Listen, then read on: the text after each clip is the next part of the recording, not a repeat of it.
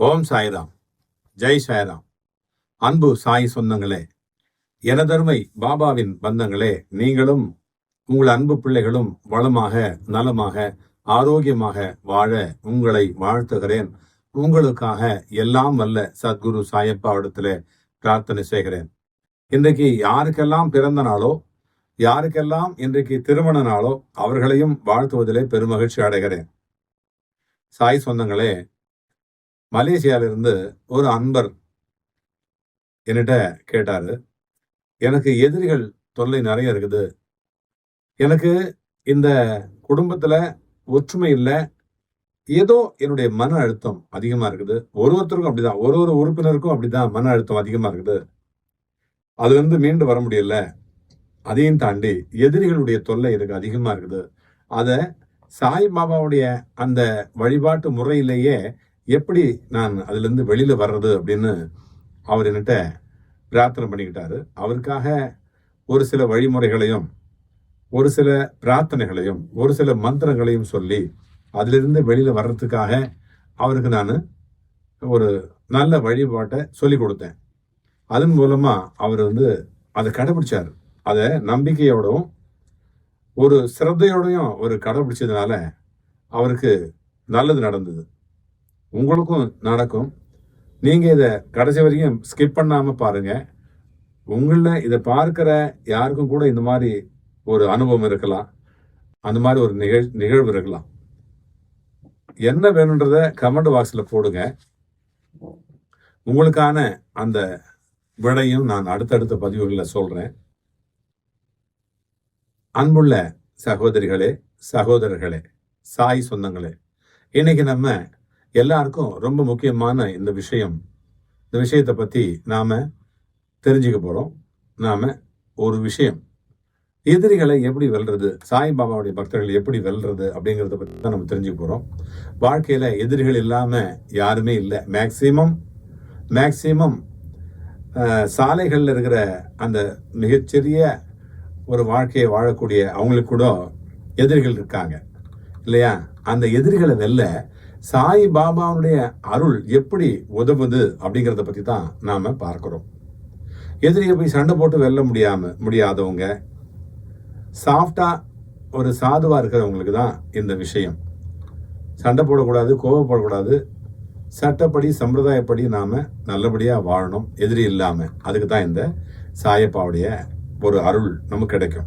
வாழ்க்கை அப்படிங்கிறது ஒரு பெரிய பயணம், மிக நீண்ட பயணம். அதுல இந்த பயணத்துல நல்லவங்களும் இருக்கிறாங்க, சிலர் கெட்டவங்களும் இருப்பாங்க, சிலர் நம்மளை ஆதரிப்பாங்க, சிலர் ஊக்குவிப்பாங்க. ஆனா சில சமயம் சிலர் நம்மளை பார்த்து, நம்முடைய முன்னேற்றத்தை பார்த்து பொறாமப்படுவாங்க, சிலர் நம்ம தடுப்பாங்க. இதுதான் இவங்க தான் எதிரி அப்படின்னு நம்ம சொல்றோம் இல்லையா? எதிரின்னா உடனே நமக்கு கோபம் வரும். ஆனா பாபா சொல்றாரு, கோபம் கொண்டு நீ எதிரியை வெல்ல முடியாது, கோபத்தை வச்சு நீ எதிரியை வெல்ல முடியாது, அன்பையும் சத்தியத்தையும் மட்டும்தான், அதை வச்சுக்கிட்டு தான் உண்மையான, அதுதான் ஆயுதம் என்ன அப்படின்னு சொல்றாரு அப்பா, சாயப்பா சொல்றாரு. சரி, அப்படின்னா எப்படி நம்ம எதிரிகளை ஜெயிக்க முடியும்? இந்த சாய்பாபாவுடைய வழிபாட்டின் மூலமா எப்படி நாம ஜெயிக்க முடியும் அப்படின்னு நம்ம இப்ப பார்க்க போறோம். இன்னைக்கு அந்த எழிலான அந்த வழிபாட்டை பத்தி நாம ஆழமா பார்க்கலாம். இப்ப முதல்ல சாயினுடைய தத்துவம், எதிரிகளுக்கு நாம என்ன செய்யணும் அப்படிங்கிறத பத்தி தான் நம்ம பார்க்க போறோம். பாபா வாழ்ந்த காலத்திலேயே அவருக்கு எதிரியா இருந்தவங்க நிறைய பேர் இருந்தாங்க. ஆமா, சிலர் அவரை மந்திரவாதி அப்படின்னு சொன்னாங்க, சிலர் அவர் தர்மம் செய்யறத பார்த்து கோபப்பட்டாங்க. ஆனா பாபா ஒரு நாளும் கூட எதிரிகளோட கோபமா நடந்துகிட்டதே இல்லை. அவரை பார்த்து நிறைய பேர் கோபப்பட்டாங்க, ஆனா இவர் அவங்கள பார்த்து கோபப்பட்டதே கிடையாது. அவர் எப்பவும் சொன்னாரு, எப்பவும் சொல்லிட்டே இருந்தாரு, தீமையை தீமையால் வெல்லவே முடியாது. எப்படி? தீமையை தீமையால் வெல்லவே முடியாது, தீமையை அன்பால் மட்டுமே வெல்ல முடியும் அப்படின்னு அப்பா சொன்னார். நம்ம வாழ்க்கையிலும் கூட இதையே நாம பின்பற்றணும். சாயப்பாவுடைய பிள்ளைங்க, எதிரி நம்மளை பத்தி கெட்ட வார்த்தைகளை பேசுவாங்க, கெட்ட மாதிரி சொல்லுவாங்க, நாம மௌனமா இருக்கலாம். அவர் நம்ம தடுக்கிறதுக்கு முயன்றாலும், நம்ம எதனா செஞ்சோம்னா தடுக்க முடியும். சாய் பாபாவை நம்பி நம்ம வழிபாடு செஞ்சோம்னா அவங்க நம்மளை யாராலையும் தடுக்க முடியாது. அவங்க நம்மளை வஞ்சித்தாலும் நாம சாயிப்பாக முன்னாடி பாபா நம்முடைய மனசை சுத்தப்படுத்திட்டு இருக்கிறேன், என்னுடைய மனசை சுத்தப்படுத்தியிருக்கேன், நீ என்னை காப்பாத்து அப்படின்னு சொன்னா போதும். ஏன்னா கடைசியில பாபா தான் நீதிபதி, அவர் தான் நமக்கு நல்ல வழக்கறிஞர் இல்லையா? அவரே நமக்கு நல்ல வழக்கறிஞர், நல்ல நீதிபதி. அவர் தான் யாரு தவறு செஞ்சிருக்காங்க, யாரு சரி அப்படின்றத பார்த்து எடை போட்டு நாம எதையும் செய்ய வேண்டாம், அவரே எல்லாத்தையும் பார்த்துப்பாரு. நம்ம செய்ய வேண்டியதெல்லாம் வழிபாடு வழிபாடு வழிபாடு மட்டும்தான். அதை செஞ்சா போதும். இந்த மாதிரி நான் சொல்லி கொடுத்து நிறைய பேர் வெற்றி பெற்றிருக்காங்க. நம்ம தினசரி சாய் வழிபாடு எப்படி பண்றது? சரி, வழிபாடு பண்ண சொல்றீங்க, எப்படி பண்றது அப்படின்னா, இப்ப நம்ம எதிரிகளை வெல்லக்கூடிய தினசரி வழிபாட்டை நம்ம பார்ப்போம், ஒன்னொன்னா பார்ப்போம். காலையில் எழுந்த உடனே முதல்ல முகத்தை கழுவிட்டு சாய் பாபாவுடைய அந்த புகைப்படம் இருக்கு இல்லையா, அந்த படம், அதை பார்த்து ஓம் சாய்ராம் அப்படின்னு 3 அப்படின்னு ஒரு 9 முறை சொல்லுங்க. 9 முறை மனசுக்குள்ள சொல்லிட்டா போதும். சாயி, இன்னைக்கு நான் சாயிப்பா, இன்னைக்கு நான் உன்னுடைய ஆசீர்வாதத்துல இந்த நாளை நான் அமைச்சுக்க போறேன். எனக்கு யாரெல்லாம் எதிரிகள் இருக்காங்களோ அவங்கள நல்ல பாதையில, நல்ல முறையில, என்கிட்ட நல்லபடியா பேசவை அப்படின்னு சொல்லணும். அடுத்து பகல் நேரத்துல, காலையில சொல்லிட்டோமா, மனசுல சொல்லிட்டா போதும். அடுத்து பகல் நேரத்துல யாருக்காலும் நம்ம உதவி செய்யணும். அது ஒரு சின்ன சின்ன உதவி இருக்கலாம். சின்ன உதவி, பென்சில் வாங்கி கொடுக்கலாம். உதாரணமா ஒரு பசிக்கு ஒரு உணவு கொடுக்கலாம், பசுவுக்கு, அல்லது ஒரு ஏழைக்கு உணவு கொடுக்கலாம். ஒருத்தருக்கு நல்ல வார்த்தை பேசலாம். யாவருக்குமாம் இறைவருக்கு ஒரு பச்சளைன்னு ஒரு பாட்டு இருக்கு, அந்த திருமலை சொன்ன மாதிரி ஒரு நல்ல வார்த்தையை சொல்லலாம். இது கூட சாய் வழிபாடு தான். அப்புறம் மாலை நேரத்துல, சாயங்காலத்துல என்ன செய்யறோம், சாயிப்பாக்கு முன்னாடி ஒரு சின்ன விளக்கு ஏத்துங்க, ஒரு குட்டியோண்டு விளக்கு, அதை ஏத்துங்க. அப்புறம் சாய் சச்சரித்திரம் படிங்க.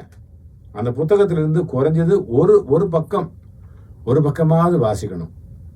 அந்த சப்தாகனம் பண்ணணும். முடியாவிட்டோன்னா, அது கூட முடியலன்னா சாய் அஷ்டோத்திரம் 108 பேர்கள் இருக்குது இல்லையா, அதை சொல்லிட்டு வாங்க. அதுக்கப்புறம் இரவு படுத்துக்கிறதுக்கு முன்னாடி நன்றி நன்றி நன்றி சொல்லணும். அந்த கிராட்டிடியூட் நமக்கு இருக்கணும்.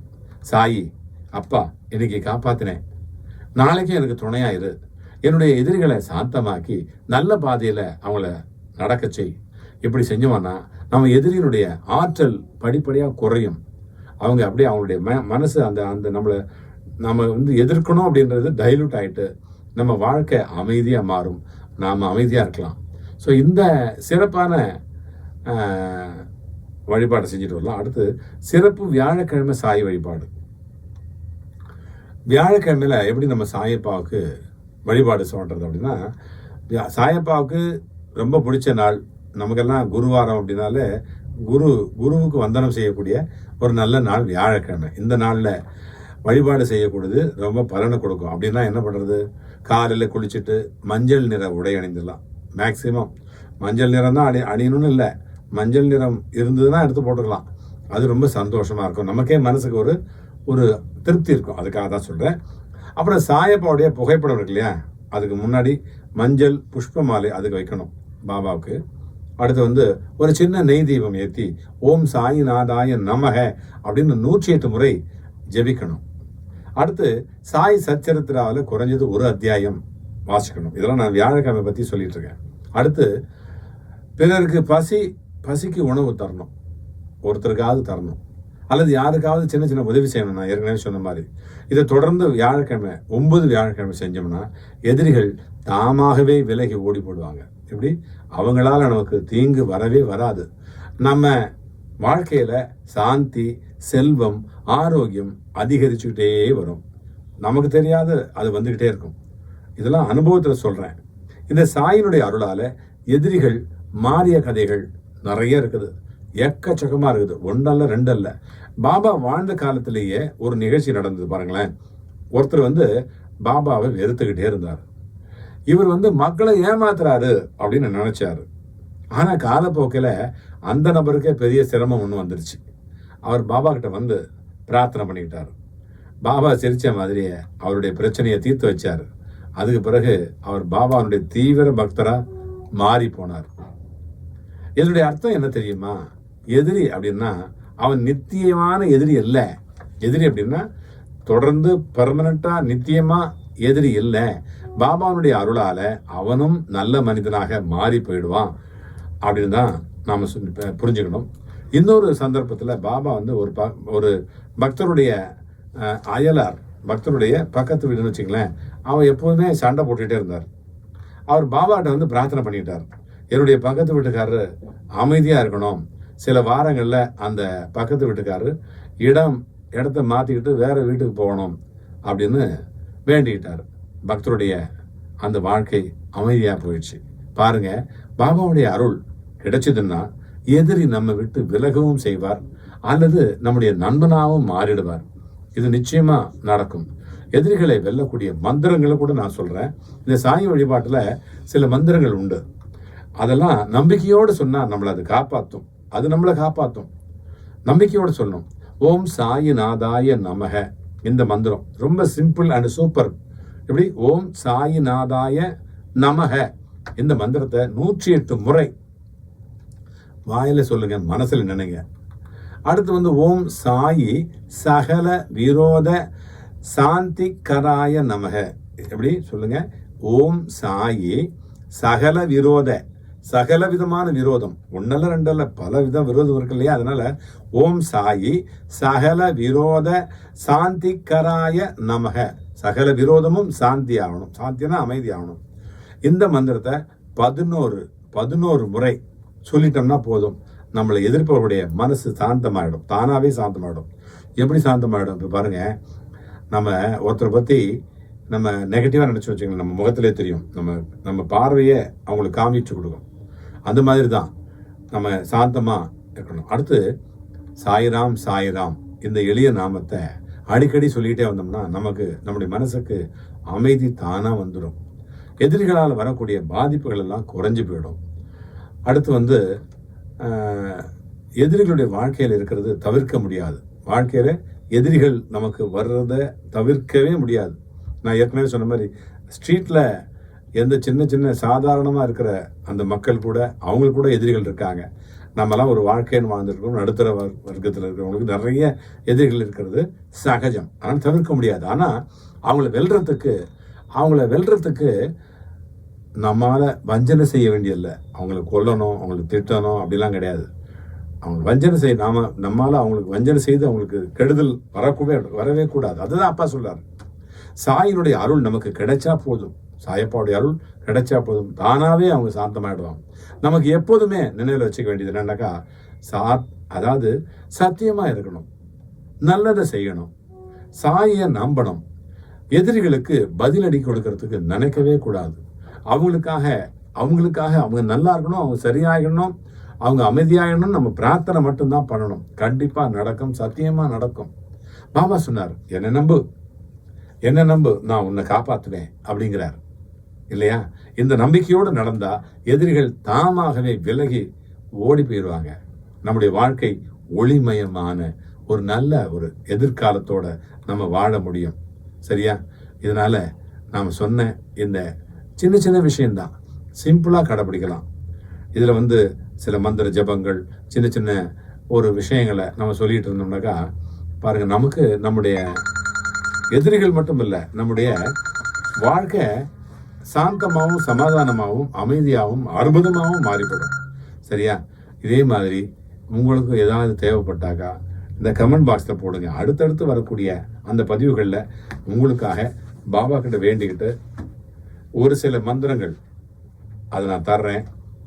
அதை நீங்கள் உங்களுக்காக ஸ்பெஷலாக தரேன். அதை நீங்கள் வச்சுட்டு சொல்லிட்டு வந்தால் போதும், சக்ஸஸ் தானாக கிடைக்கும். அது எந்த விஷயமா இருந்தாலும் சரி, நியாயமான விஷயத்தை கண்டிப்பாக அப்பா செய்து கொடுப்பார். நான் மீண்டும் அடுத்த ஒரு பதிவில் சந்திப்போம், சிந்திப்போம், வெற்றி பெறுவோம். வாழ்க வளமுடன், வளர்க நலமுடன். உங்கள் சாய்ராம்ஜி, வண்டலூர் வழித்துணை பாபா கூட்டு பிரார்த்தனை கோபுரத்திலிருந்து. ஜெய் சாய்ராம்.